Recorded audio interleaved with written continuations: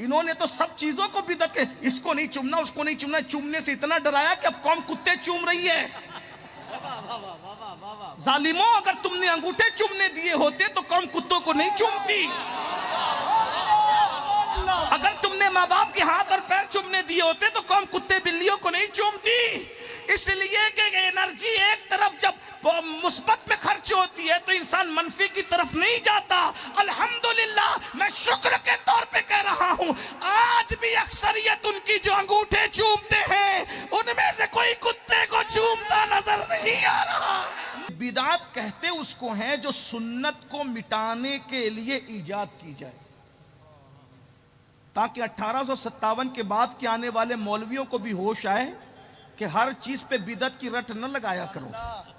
یہ جو کہتے ہو نا کہ جو رسول اللہ کے دور میں نہیں وہ سب بدعت ہے، اگر آپ یہ کہتے ہیں کہ جو رسول اللہ کے دور میں نہیں وہ سب بدعت ہے تو پھر جناب کے وجود کے بارے میں کون فیصلہ کرے گا؟ کس کورٹ سے ہم لائیں یہ لکھوا کر کے کہ اگر حضور کے دور میں جو ہے جو نہیں تھا وہ سب بدعت ہے؟ بدعت جسے دلالت کہا گیا ہے، گمراہی کہا گیا ہے، جہنم میں لے جانے والی چیز کہا گیا ہے، اس کی جامع تعریف فقہاء کے نزدیک یہی ہے کہ رسول اللہ کی سنت کے مقابلے میں جو چیز ایجاد کی جائے گی اس کو بدعت کہا جاتا ہے۔ ورنہ یہاں تو بزرگوں کے مزار پہ چادر چڑھانے کو بھی کہا، یہ بھی گمراہی ہے۔ میں نے کہا اگر مسلم کی حدیث سے بتا دوں کہ صحابہ نے چادر چڑھائی تھی رسول اللہ کے مزار پر تو سبحان اللہ سبحان اللہ، کیا بات ہے، اٹھائیے نا مسلم شریف، حدیث کے الفاظ ہے قطیفۃ الحمراء، بردہ بھی چادر کو کہتے ہیں، قطیفہ بھی چادر کو کہتے ہیں، بردہ سادی چادر کو کہتے ہیں اور قطیفہ بیل بوٹے والی چادر کو کہتے ہیں۔ صحابہ کہتے ہیں نبی کے مزار پر بردہ نہیں چڑھائی گئی، نبی کے مزار پر قطیفہ چڑھائی گئی، یعنی جس چادر پر بیل بوٹے بنے تھے ہمارا سرخ رنگ کی چڑھائی، سبحان اللہ، سرخ رنگ کی چڑھائی گئی۔ ہاں اب اس میں اختلاف ہو گیا کہ چڑھائی اندر گئی یا چڑھائی اوپر گئی، باقی اگر اندر بھی چڑھائی گئی تو بھی آپ کامیاب نہیں اور اوپر چڑھائی گئی تو آپ بھی کامیاب نہیں، اس لیے کہ نہ آپ اوپر چڑھاتے ہو نہ آپ نیچے چڑھاتے ہو۔ لیکن بہرحال چادر کا چڑھانا صحابہ سے ثابت ہو گیا۔ اب اپنے اپنے ذوق کی بات ہے، اگر اوپر چڑھانا ہو تو اوپر چڑھا لو، نیچے چڑھانا ہو تو نیچے چڑھا لو، مگر چڑھا مت کرو، چڑھانے کی بات ہے، چڑھنے کی بات نہیں ہے، بس اتنی سی بات ہے۔ اگر آپ سیاہ ستہ پر بہت ناز کرتے ہیں تو ہم سیاہ ستہ سے پیش کریں، جس چادر پر اس کے کنارے پر ریشم کا کام ہوتا ہے، بیل بوٹے بنے، اس کو قطیفہ کہتے ہیں۔ چیک کیجئے لغت، لغت تو کوئی مسلک کی نہیں ہوتی نا، لغت تو بن مسلک کی ہوتی ہے۔ جیسے مصدر مذکر مؤنث نہیں ہوتا ویسے لغت بھی جو ہے ہاں وہ کسی مسلک سے اس کا تعلق نہیں ہوتا۔ لیکن 1857 کے بعد کے پرائے مال کو کیا کہیے، انہوں نے تو سب چیزوں کو بدعت کے اس کو نہیں چومنا اس کو نہیں چومنا چومنے سے اتنا ڈرایا کہ اب قوم کتے چوم رہی ہے۔ ظالموں اگر تم نے انگوٹھے چومنے دیے ہوتے تو قوم کتوں کو نہیں چومتی، اگر تم نے ماں باپ کے ہاتھ اور پیر چومنے دیے ہوتے تو قوم کتے بلیوں کو نہیں چومتی۔ اس لیے کہ انرجی ایک طرف جب مثبت میں خرچ ہوتی ہے تو انسان منفی کی طرف نہیں جاتا۔ الحمدللہ میں شکر کے طور پہ کہہ رہا ہوں آج بھی اکثریت ان کی جو انگوٹھے چومتے ہیں ان میں سے کوئی کتے کو چومتا نظر نہیں آ رہا۔ نعرہ تکبیر، نعرہ رسالت، جو ماں باپ کے نعرہ رسالت، جو ماں باپ کے ہاتھ پیر چومتے ہیں، ایک بات کہوں یہ مکافات عمل ہے، قدرت بڑی غیرت مند ہے۔ کہ میرے یاروں کی چوکھٹ کو چومنے کو شرک کہو گے تو پھر کسی اور کو چمواؤں گا۔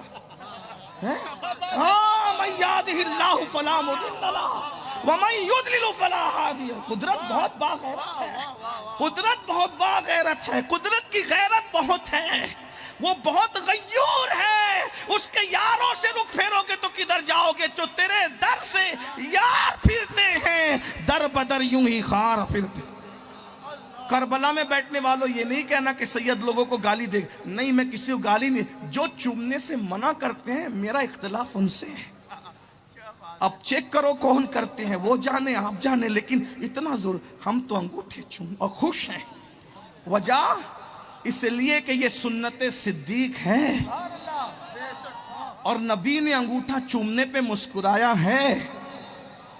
پہلی بار صدیق اکبر نے، سب سے پہلے انگوٹھا چومنے والے صدیق اکبر ہیں، امت کا سب سے بڑا عاشق، افضل البشر بعد الانبیاء بالتحقیق ہیں؟ لوگ کہتے ہیں کس کتاب میں لکھا؟ میں نے کہا ابو بکر صدیق نے کون سی کتاب میں پڑھا تھا؟ کچھ چیزیں ایسی ہیں جو صرف کتاب محبت میں ہوتی ہے، وہ کاغذ کی کتابوں میں نہیں ہوتی۔ جب عشق سکھاتا ہے آداب خود آگاہی، کھلتے ہیں غلاموں پر اسرار شہنشاہی۔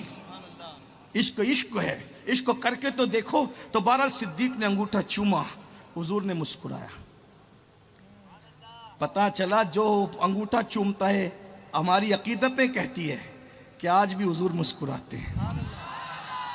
چوم لیا کرو نا بھائی، جو اس دور میں لوگ کتا چومنے نہیں شرماتے، اس ان دنوں میں اگر آپ انگوٹھے چوم رہے ہو، وہ بھی محبوب کے نام پہ، لب پہ آ جاتا ہے جب نام جناب، منہ میں گھل جاتا ہے شہد نایاب، وجد میں ہو کے ہمیں جاں بے تاب، اپنے لب چوم لیا کرتے ہیں۔ بہرحال حضور نے مسکرایا۔ پھر اذان ختم ہو گئی تو لوگوں سے پوچھا، دیکھا میرے یار نے کیا کیا؟ یا رسول اللہ کیا کیا؟ آقا فرماتے ہیں اس نے انگوٹھے چومے میرا نام سن کر، کہ اگر کوئی یہ ایسا کرے گا میرے ابو بکر کے طریق پر تو انشاءاللہ میں قیامت کے دن اس کی شفاعت کروں گا۔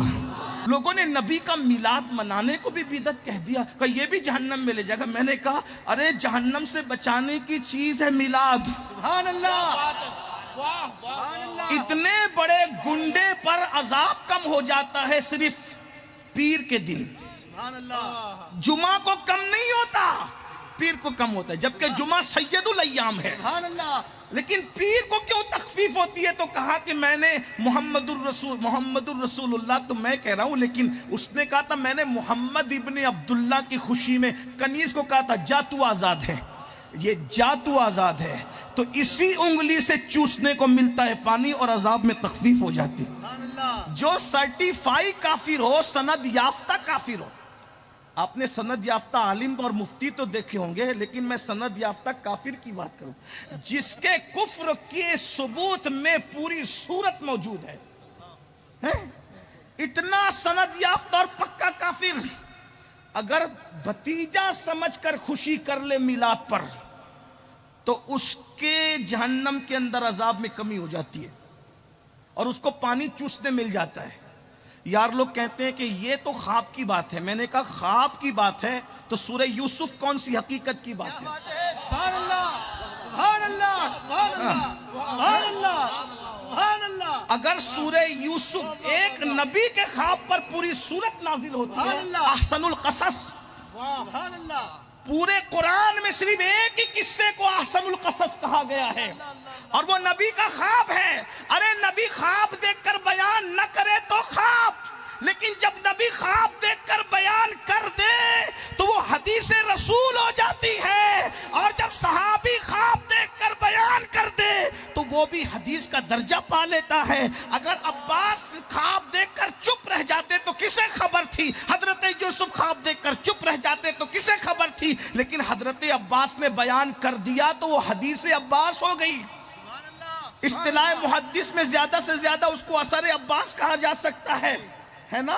لیکن بہرحال ہمارے یہاں تو اثر بھی کہتے ہیں، پھر اس کے بعد اس کو حدیث موقوف بھی ہم کہتے ہیں محدثین کی اصطلاح میں۔ کچھ پڑھا لکھا ہوتا تو بات تھی، لیکن بس باتیں کرنی ہے۔ لیکن جو پڑھ لکھ لیے وہ بھی تجاہل عارفانہ سے کام لیتے ہیں، یہ کہیں اتنے 100 سال سے بنی ہوئی، بس 100 سال کی عمارت ہے یہ بدعتوں کا شیش محل صرف 100 سال کا ہے یا 150 سال کا ہے، بس اس سے زیادہ کا نہیں ہے۔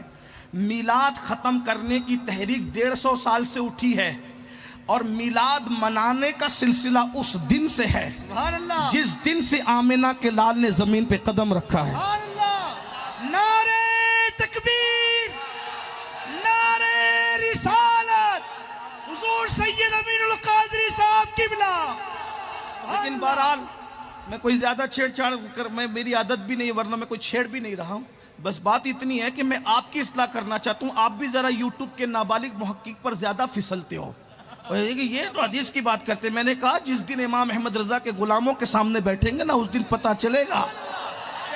ہاں، ہمارے ایک آدمی نے اتنی کتابیں لکھ دی ہے کہ 150 سال میں اتنا لکھنے میں کامیاب نہیں ہوئے، اور وہ بھی کتاب ایسی نہیں کہ پنساری کو ہلدی کا کھڑا ملا تو چوہے کو ہلدی کا کھڑا ملا تو پنساری کی دکان کھل گئی، ایسا نہیں کہ ادھر سے نکالا اور پوری کتاب بن گئی، نہیں۔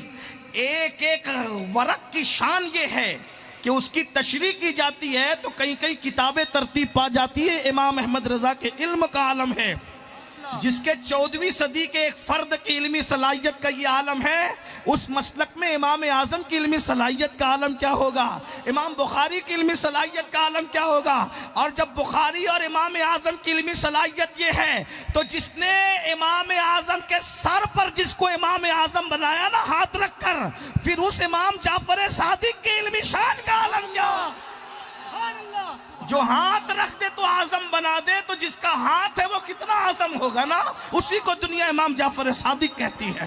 اور جب صادق کا یہ عالم ہے تو پھر باقر کا عالم کیا ہوگا، اور جب باقر کا یہ عالم ہے تو زین العابدین مظلوم کربلا سید سجاد کا عالم کیا ہوگا۔ اور جب سید سجاد ایسا ہے تو جس کے سینے سے سجاد نے سینہ لگا کر علم حاصل کیا، اس تاجدار کربلا، فاتح کربلا امام حسین ابن علی کے علم کا عالم کیا ہوگا۔ اور جب حسین پاک کی علمی صلاحیت یہ ہے تو ان کے بابا باب مدینۃ العلم کی علمی صلاحیتوں کا عالم کیا ہوگا۔ اور جس نے باب مدینۃ العلم بنایا، پھر اس عالم ما کان و ما یکون کے علم کا عالم کیا ہوگا۔ اور کوئی غیب کیا تم سے نہاں ہو بھلا، جب نہ خدا ہی چھپا تم پہ کروڑوں درود۔ تو لوگوں کو اترانے دیجئے، لیکن حق اللہ یا رسول اب نہ کہنا کہ وہ خواب میں ہے۔ حضرت عباس نے بیان کیا تو وہ حدیث ہے، لیکن چلے میں حدیث کہہ رہا ہوں تو بخاری کی کتاب خوابوں کی کتاب ہے یا حدیث کی کتاب ہے؟ میں تو آج کہہ رہا ہوں نا، میں تو آج کہہ رہا ہوں۔ اگر اس کو خواب کہہ کر کے ٹھکرانا چاہتے ہو تو پھر ماننا پڑے گا کہ اصح الکتب بعد کتاب اللہ کی پھر حیثیت تم کیا کر رہے ہو؟ تم تو زیادہ ٹھیکیدار بنتے، جانشین بنتے ہو نا امام